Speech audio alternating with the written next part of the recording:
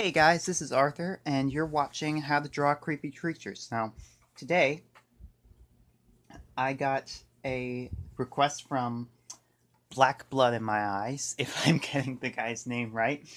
Interesting name. To draw Uktena. Anyway, for those of you who don't know what that is the horned serpent god from Cherokee mythology. Anyway, it's kind of like a lake monster, except it's much more serpentine, and it sometimes has wings.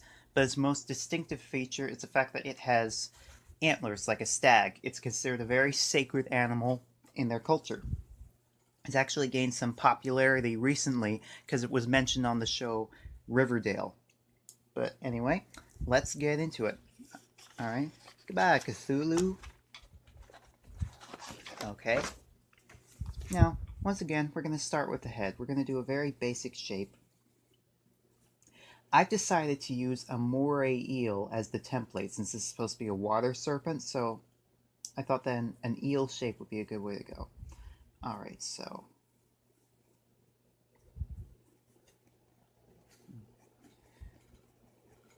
I love doing requests, and I love when people do their research and go for some really interesting creatures. Alright, so that's what we got so far. You just do like a circle, and then you draw just two triangles representing like the top and lower half of the jaw, just a slight dot to indicate the eye. Now, since I'm going to go for a very eel-like body, we're going to draw it in kind of almost like a ribbon pattern, the way that this moves. So like a smooth, steady line. Okay. Also, I'm going to draw a circle here at, let me move this over a little bit so you guys can see better. Yeah. I'm going to draw a circle here at the bottom of the throat. I feel like there should kind of be like a pouch there. You see that a lot in, I have some Chiefs puffs there, not relevant to the drawing. You see this a lot in both moray eels and also reptiles. It's kind of like an area where it can gather air or water so that it could bellow, make vocalizations. All right. Okay. Okay. Oh yeah, this is coming out good.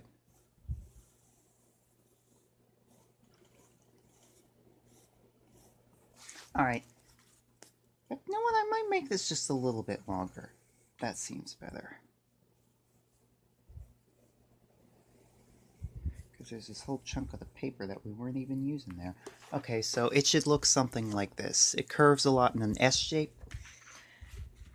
Okay, so another thing is that some depictions of this animal mentioned it having wings. I don't really see why it would have wings because it's an aquatic creature.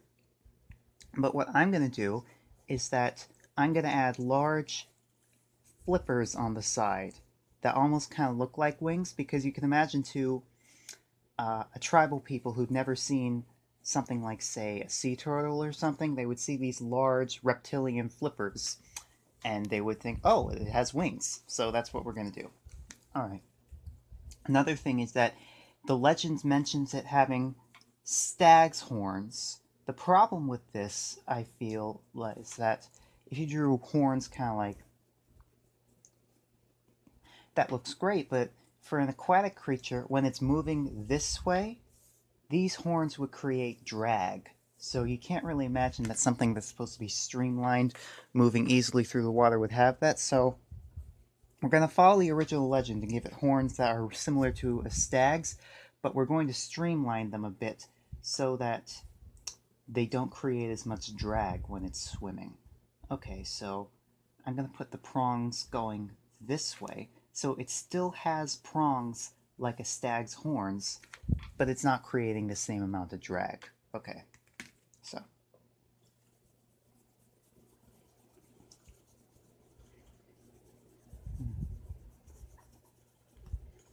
I really think it's cool that this creature has become popular because of it being mentioned on Riverdale.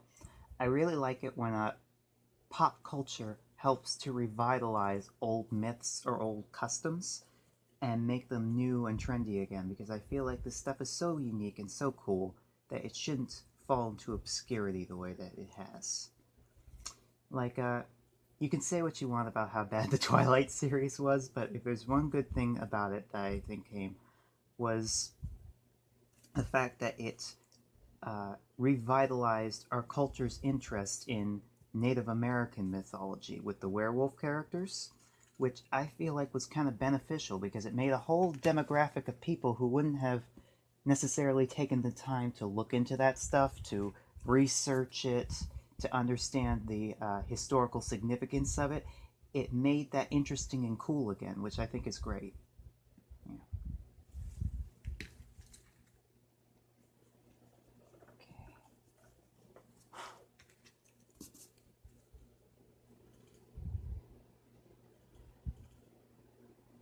Okay.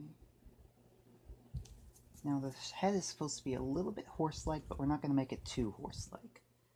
Also, we're going to add a slight hood over the eye, kind of like what you would see with a crocodile.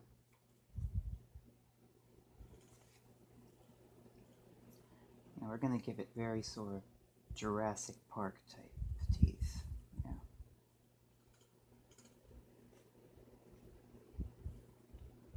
I'm going to add a flap of skin here, kind of like where the skin is being pulled almost. You see this a lot in reptiles.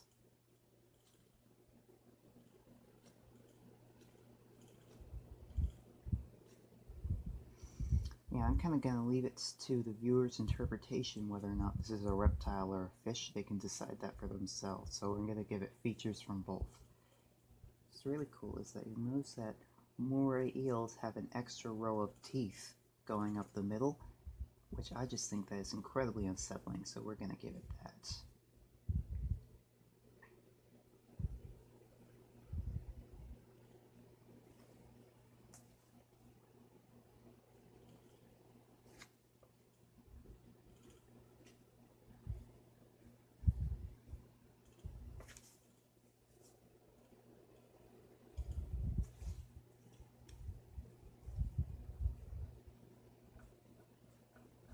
And there's something about this snout that I don't really like, so...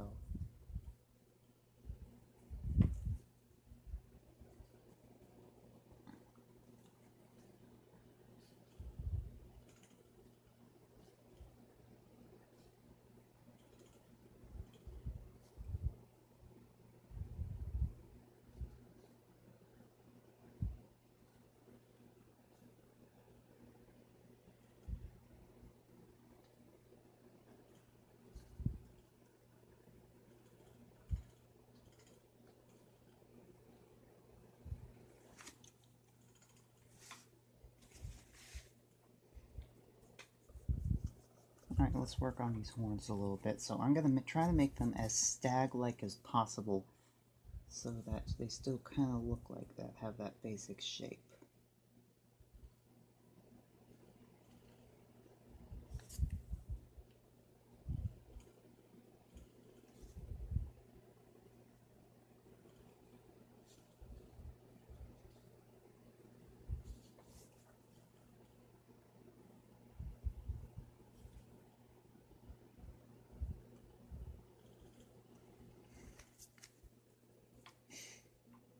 Okay, let's work on these eyes a little bit, give them some more definition.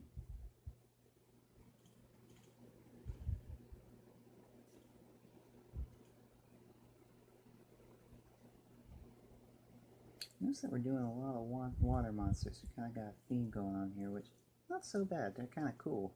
Alright. Notice that when drawing reptilian creatures, that they often have these kind of like, almost like these bumpy areas around their eyes. Okay, now you notice that with reptilian creatures, they often have that bumpy area around their eye, kind of like that. I don't really know how to better describe it than that, but once you see it, you know what the heck I'm talking about. The longer you watch these videos, the more that you'll be able to understand my crazy way of talking. Okay. Alright. Now what I'm going to do here is that you'll notice how like a Komodo dragon almost, there's kind of like these kind of veiny looking folds of skin around the base of the neck where the scales are finer. Yeah, okay. Okay, we're going to draw a little hole to indicate the ear right here.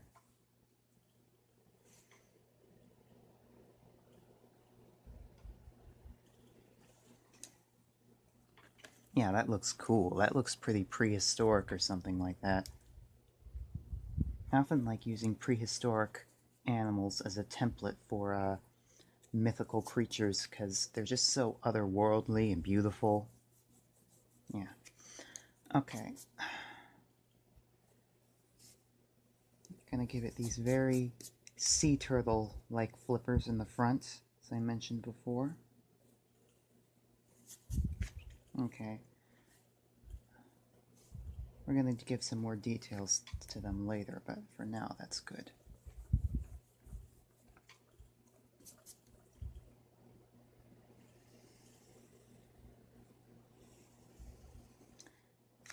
Yeah, I kind of like this better than doing wings on it because I felt like wings would look a little bit ridiculous, but this kind of fills it in nicely. Also, I'm going to add a little bit more muscle here. Maybe fill out the body along here a bit, because I feel like there needs to be a bit more muscles around here for these flippers to be able to function. Yeah, because obviously they're going to be, they would need a lot more muscle than that.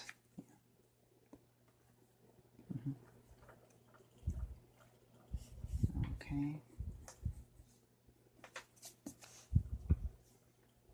Okay. You see.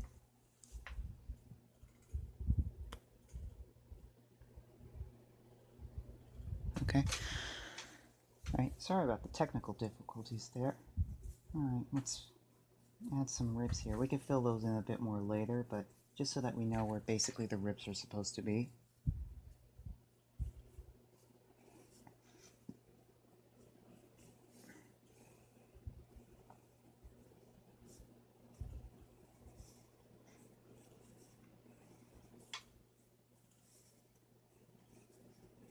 Yeah, this looks great so far.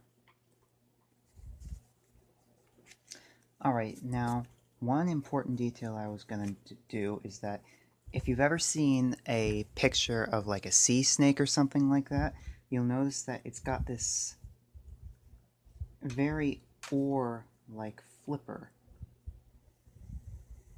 at the end. So we're going to add that, just like this sturdy, powerful, muscular flipper that propels its body through the water. With an animal this massive, I mean, this thing's supposed to be between, based on the legends, between 20 and 40 feet long. It would need a lot of power to be able to make it move.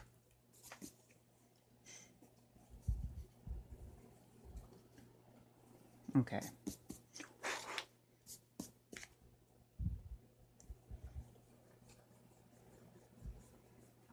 Okay.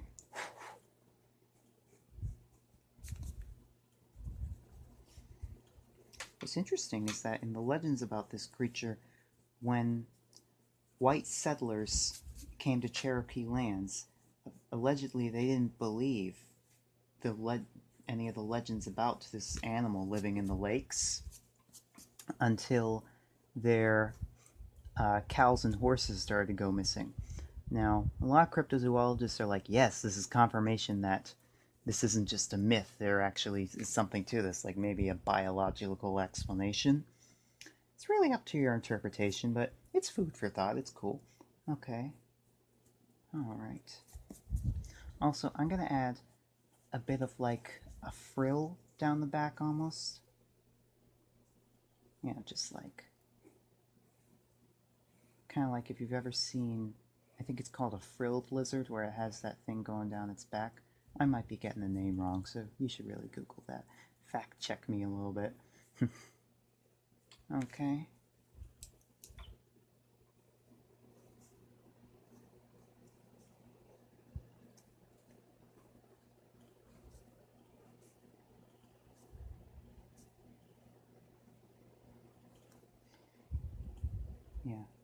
add this a little bit. I like to call those tension lines to show where skin is being stretched. Okay, now we're going to add kind of like an interesting sort of scaled pattern on these flippers, like what you would see with the sea turtle. Kind of just do like a grid pattern first, like draw a basic grid pattern so that you know what you're doing. And start.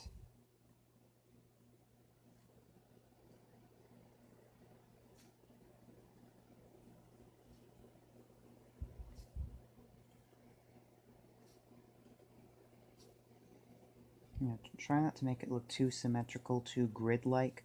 Just use the grid as like a basic template to follow.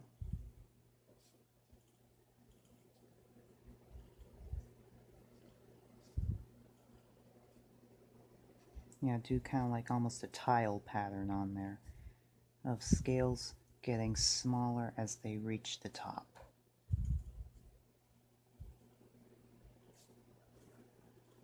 Alright, do the same with this flipper. Remember, try not to make the pattern too similar, because otherwise it won't look realistic.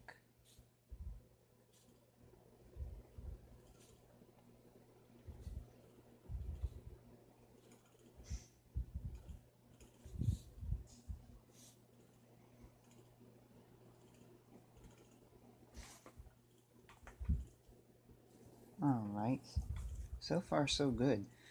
Alright, so we're going to add little scales, but not too many. Remember what we did with Cthulhu? Only really add scales where it looks like the light is going to be hitting it, where the scales would be more noticeable.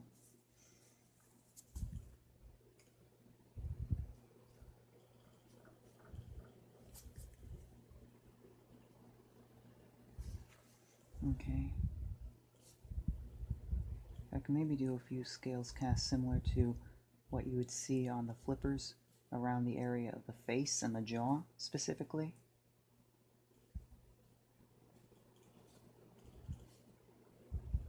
Oh, another interesting feature that I almost forgot to add is that it's supposed to have a magic jewel in the center of its forehead, which if you can kill one, you can use it for divination.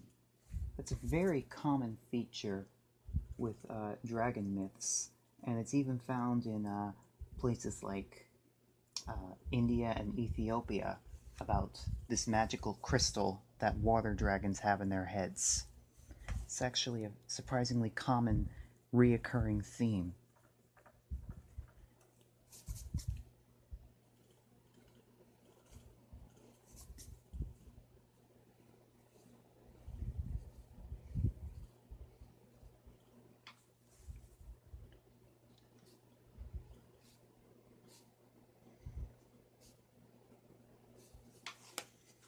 Let's turn this way. All right, can you see? Yeah. Okay.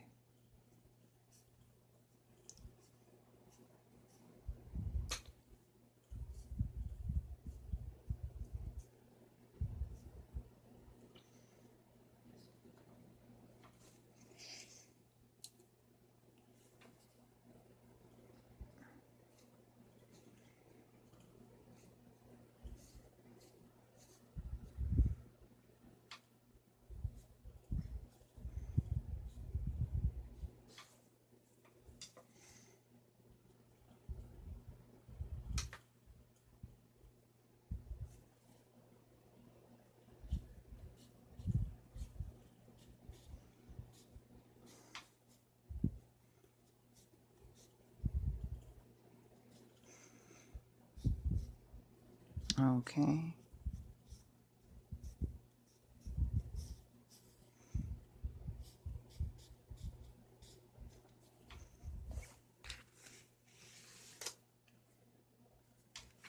All right, now we're going to add the shading. Now, remember the smooth, steady circles.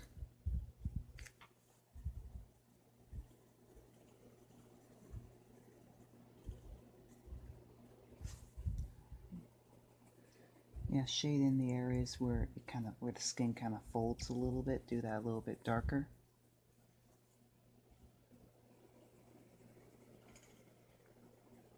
Add some shading where these horns or antlers would be cutting off the light.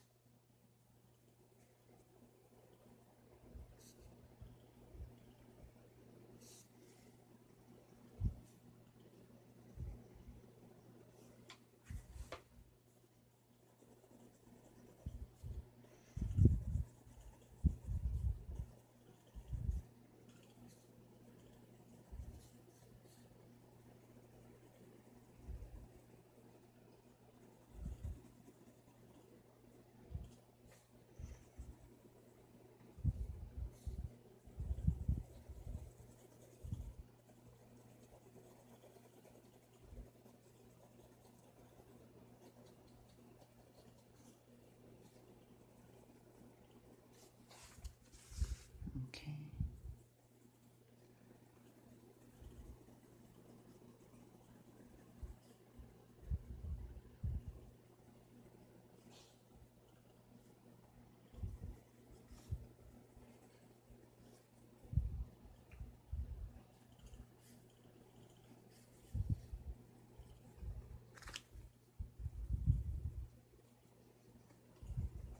Yeah. Also, there's kind of like a muscle that goes down the center that I'm going to shade that a little bit to show the seam in that muscle. Well, I wouldn't exactly call it a seam, it's just like the line of the muscle. It's hard to explain, but you kind of get it. Alright, so...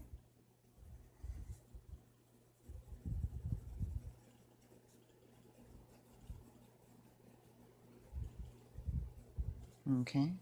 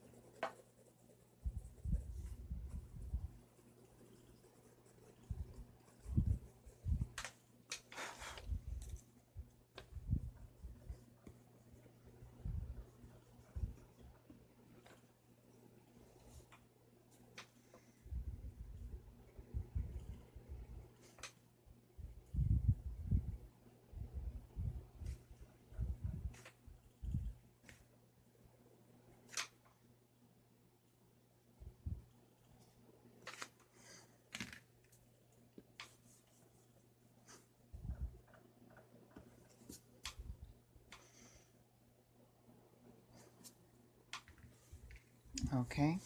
Sign off with your artist mark. And you have just learned... Oh, sorry. You have just learned how to draw Uktena. Okay. Alright, like, share, and subscribe.